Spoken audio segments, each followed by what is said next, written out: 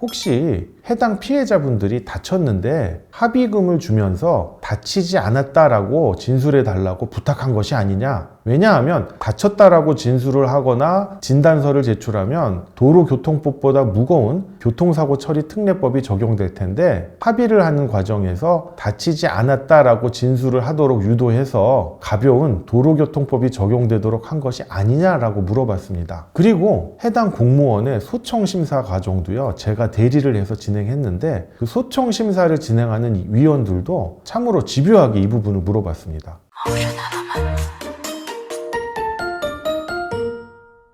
안녕하세요. 신탁에 계신 오상민 변호사입니다. 이번 영상은요, 음주운전죄에 적용되는 법률에 대해서 한번 자세하게 설명드리도록 하겠습니다. 최근 뉴스에서 산림청장이 음주운전을 해서 직권 면직을 당했다는 뉴스가 화제되고 있는데요. 해당 사례를 통해서도 음주운전에 적용되는 법률에 대해서 한번 설명드리겠습니다. 여러분, 음주운전을 하면요, 적용되는 법률은 총 3가지입니다. 첫 번째가 도로교통법, 두 번째가 교통사고처리 특례법, 세 번째가 특가법, 즉 특정범죄 가중처벌 등에 관한 법률입니다. 이하에서는 제가 특가법이라고 하겠습니다. 아까 말씀드린 도로교통법, 교통사고 처리 특례법, 특가법 순으로요, 점점 더 형이 엄격해지고 무거워집니다. 일단 여러분이 단순히 음주운전을 해서 적발이 되면요, 도로교통법에 따라 처벌이 됩니다. 그런데 음주운전을 해서요, 사람을 사망에 이르게 하거나 상해에 이르게 하면, 즉 치사 또는 치상의 결과를 발생하면요, 도로교통법이 아니라 교통사고 처리 특례법이 적용됩니다. 특히나 음주운전 범죄는요, 12대 중과실 범죄에 해당되기 때문에 피해자와 합의를 하여도 처벌이 되고요, 보험도 적용되지 않습니다. 그 다음에 마지막으로 적용되는 게 특가법인데요. 이거는 고의로 간주되는 경우입니다. 특가법이 적용되는 사례는 총 2가지가 있는데요. 첫 번째가 위험운전치사상죄입니다. 단순히 술을 마신 상태를 넘어서요, 이거는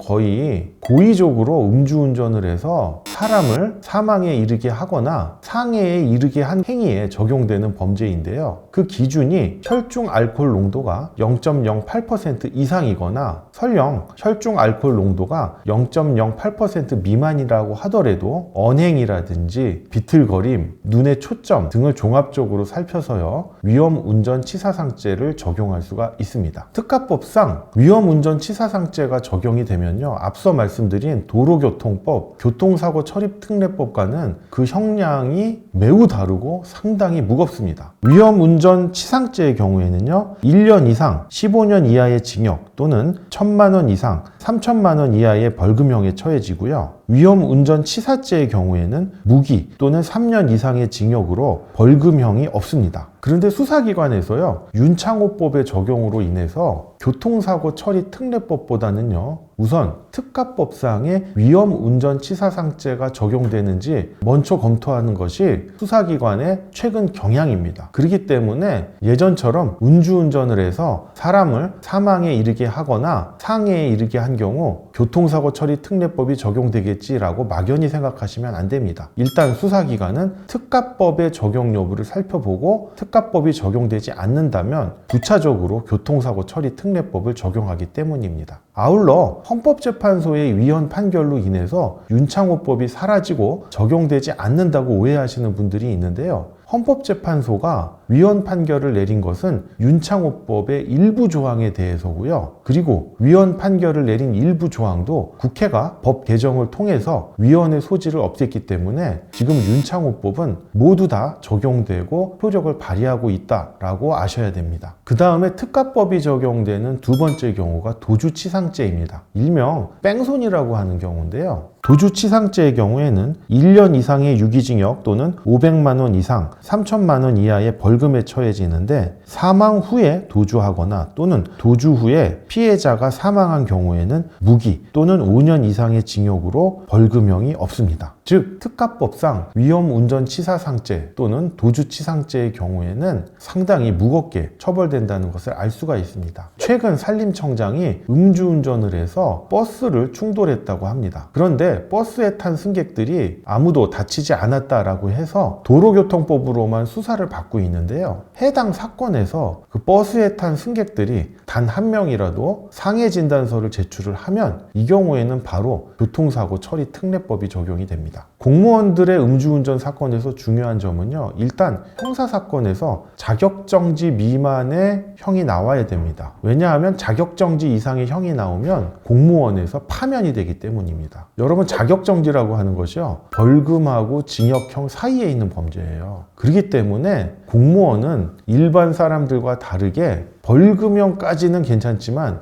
벌금형을 초과하는 형벌을 받으면 바로 공직에서 파면이 됩니다. 그렇기 때문에 공무원의 음주운전 범죄와 관련해서 형사사건은요, 어떻게든 벌금형으로 마무리하려고 노력을 하고요. 그 다음에 공무원들은 단순히 형사사건뿐만 아니라 내부적으로 징계를 받게 돼 있습니다. 그렇기 때문에 소청심사 절차를 통해서 해당 징계를 최대한 낮추는 것이 공무원들 음주운전 사건에서 제일 중요한 점이라고 할 수 있습니다. 그런데 제가 최근에 어떤 공무원의 음주운전 사건 범죄를 처리하게 되었는데요. 해당 공무원이 밤중에 음주운전을 하다가 다른 사람이 몰던 차량을 충돌하게 되었습니다. 해당 차량에는 운전자뿐만 아니라 조수석에 동승자도 한 명이 있었는데요. 제가 빨리 해당 피해자들을 만나서 합의를 완료했습니다. 그런데 재판 과정에서 판사님이 다음과 같은 의문을 가지셨어요. 혹시 해당 피해자분들이 다쳤는데 합의금을 주면서 다치지 않았다라고 진술해 달라고 부탁한 것이 아니냐? 왜냐하면 다쳤다라고 진술을 하거나 진단서를 제출하면 도로교통법보다 무거운 교통사고 처리 특례법이 적용될 텐데 합의를 하는 과정에서 다치지 않았다라고 진술을 하도록 유도해서 가벼운 도로교통법이 적용되도록 한 것이 아니냐라고 물어봤습니다. 그리고 해당 공무원의 소청심사 과정도요, 제가 대리를 해서 진행했는데 그 소청심사를 진행하는 위원들도 참으로 집요하게 이 부분을 물어봤습니다. 그런데 제 사건의 경우에는 실제로 피해자분들이 다치지 않았었고요. 그렇기 때문에 도로교통법이 적용된 겁니다. 그런데 한편 다른 사건들에서는요, 판사님 또는 소청심사의 심사위원들이 의심하시고 집요하게 추궁하는 것처럼 실제로 다친 피해자들에게 거액의 합의금을 주고 다치지 않았다라고 진술하도록 입막음을 하도록 하는 경우가 종종 있습니다. 그래서 가해자에게 가급적 엄한 교통사고 처리 특례법이 적용되기보다는 도로교통법이 적용되도록 하는 사례가 많기 때문에 판사님이나 소청심사의 심사위원들도 이와 같이 의문을 제기했을 거라고 보입니다. 본 사건을 통해서요, 음주운전 범죄에 적용되는 법률에 대해서 알게 되는 계기가 되었으면 좋겠습니다. 본 영상이 도움이 되셨다면 구독과 좋아요 부탁드립니다. 감사합니다.